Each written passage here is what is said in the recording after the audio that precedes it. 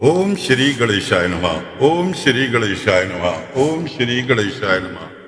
ओम नमो भगवते वासुदेवाय नमः। ओम नमो भगवते वासुदेवाय नमः। ओम नमो भगवते वासुदेवाय नमः। ओम श्री साईनाथाय नमः। ओम श्री साईनाथाय नमः। ओम श्री साईनाथाय नमः। देवियों, सज्जनों, साथियों, दोस्तों, भक्तों, श्रोताओं, सभी को नमस्कार। श्री साईं ध्यान योग द्वारा प्रस्तुत श्रीमद् भगवत महापुराण कथा स्कंद 4 का आज आपको 18वां अध्याय सुनाए जा रहे हैं। महाराजा भृगु की कथा चल रही है। पिछले भाग में आपने सुना था, आगे चलते हैं। श्री मैत्रेय जी कहते हैं, विदुर जी, इस समय महाराज पृथु के होंठ क्रोध से कांप रहे थे। उनकी इस प्रकार स्तुति कर पृथ्वी ने अपने हृदय को विचार पूर्वक सम्माहित किया और डरते डरते उनसे कहा, प्रभु, आप अपना क्रोध शांत कीजिए और मैं जो प्रार्थना करती हूँ उसे ध्यान देकर सुनिए। बुद्धिमान पुरुष भ्रमर के समान सभी जगह से सार ग्रहण कर लेते हैं। तत्वदर्शी मुनियों ने इस लोक और परलोक में मनुष्यों को कल्याण करने के लिए ऋषि, अग्निहोत्र आदि बहुत से उपाय निकाले और काम में लिए हैं। उन प्राचीन ऋषियों के बताए हुए उपयोगों का इस समय भी जो पुरुष श्रद्धा पूर्वक भली भांति आचरण करता है, वह सुगमता से अभीष्ट फल प्राप्त कर लेता है।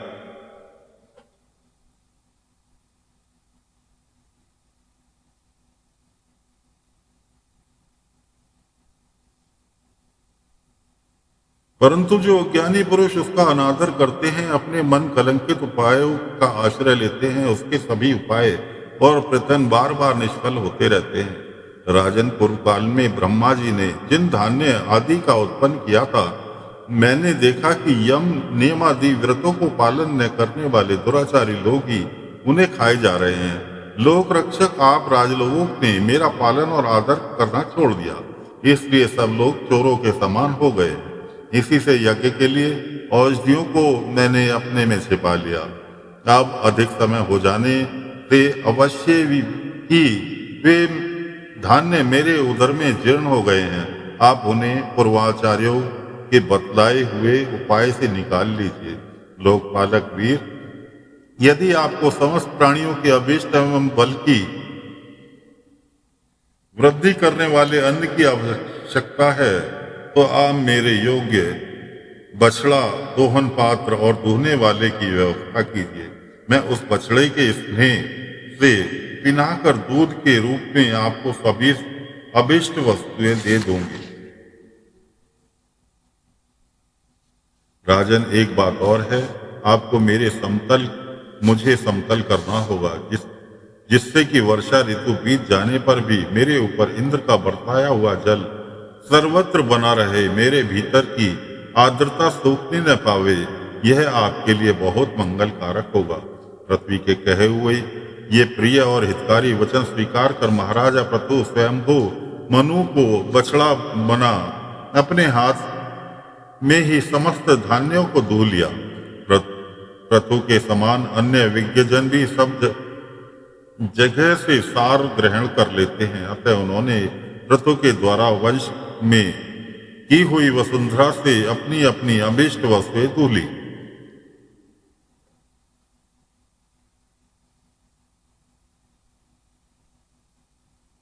ऋषियों ने बृहस्पति जी का बछड़ा बनाकर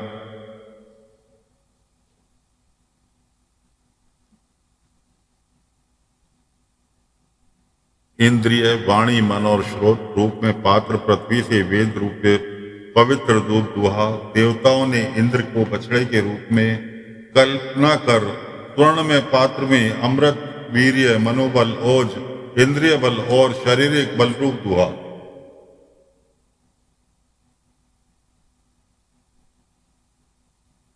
दैत्य और दानव ने असुर श्रेष्ठ प्रहलाद जी को वत्स बनाकर लोहे के पात्र में मदिरा और असव,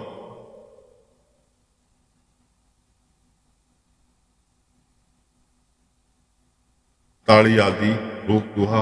गंधर्व और अप्सराओं ने विश्वास को बछड़ा बनाकर कमल रूप, पात्र में संगीत माधुर्य और सौंदर्य रूप दूध हुआ।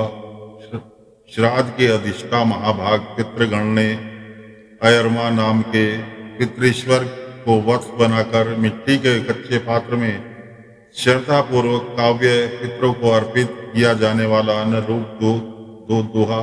फिर कपिल देव जी को बछड़ा बनाकर आकाश रूप पात्र में सिद्धों ने अणिमति अष्टसिद्धि तथा विद्याधरों ने आकाश गमन आदि विद्याओं को दुआ।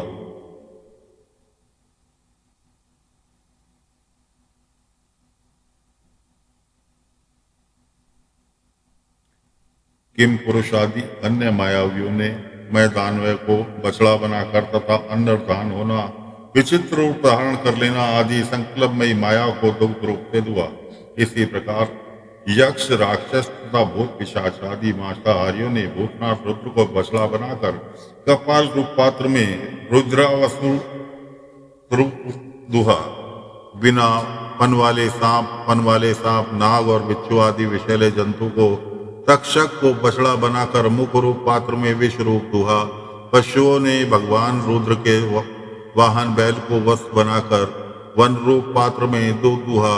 बड़ी बड़ी दाढ़ों वाले मरभक्षी जीवों ने, कहने का मतलब यह है कि सभी देवी देवताओं ने पृथ्वी से कुछ न कुछ बछड़ा बनकर हासिल किया। तो कुल श्रेष्ठ विदुर जी इस प्रकार पृथु आदि सभी अन्नभोजियों ने भिन्न भिन्न दोहन पात्र और वस्तुओं के द्वारा अपने विभिन्न अन्न रूप दूध पृथ्वी से दुहे। इससे महाराज पृथु ऐसे प्रसन्न हुए कि सर्व काम दुहा पृथ्वी के प्रति उनके पुत्री के समान स्नेह हो गया और उन्होंने अपनी कन्या के रूप में स्वीकार कर लिया। फिर धीराज पृथु ने अपनी धनुष की नोक से पर्वतों को फोड़कर इस सारे भूमंडल को प्राय समतल कर दिया।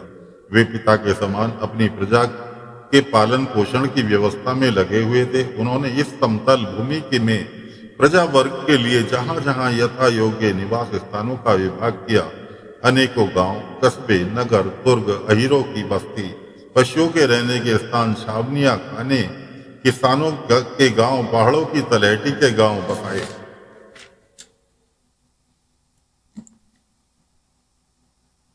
महाराज पृथु के पहले इस पृथ्वी तल पर पूर्व ग्राम आदि का विभाग नहीं था। सब लोग अपने अपने सुविधा के अनुसार बेखटके जहां तहां बस जाते थे। किसी की कोई तहसील में पट्टा नहीं था, कोई रजिस्ट्री कराने की व्यवस्था नहीं थी। जिसको जहां जगह मिली उसने वहां अपनी झोपड़ी डाल ली और वहां रहना चालू कर दिया। और ये चीज दोस्तों आज की नहीं, आज से 50 साल पीछे चले जाओ, 60 साल पीछे चले जाओ तो यही व्यवस्था इस संसार में थी कि जिसको जहां जगह मिली उसने वहां अपना रैन बसेरा बसा लिया। उसके बाद सरकारें बनी, सरकारों ने तहसील बनाई, तहसील ने खंड बांट दिए पृथ्वी के खंड बांटने पर उसके ऊपर नंबर चिन्हित किए गए। उन नंबरों के अनुसार जो जहां रह रहा था वो उसका मालिक बन गया। क्यों? पृथ्वी तो सभी की मां है, हर किसी को अपनी गोद में छुपा लेती है। आज ये कंडीशन है पृथ्वी के लिए कि पृथ्वी के इतने बड़े बड़े दलाल हो गए, इतने बड़े बड़े ब्रोकर हो गए कि 1 गज पृथ्वी पाने के लिए भी कर अदा करना पड़ता है।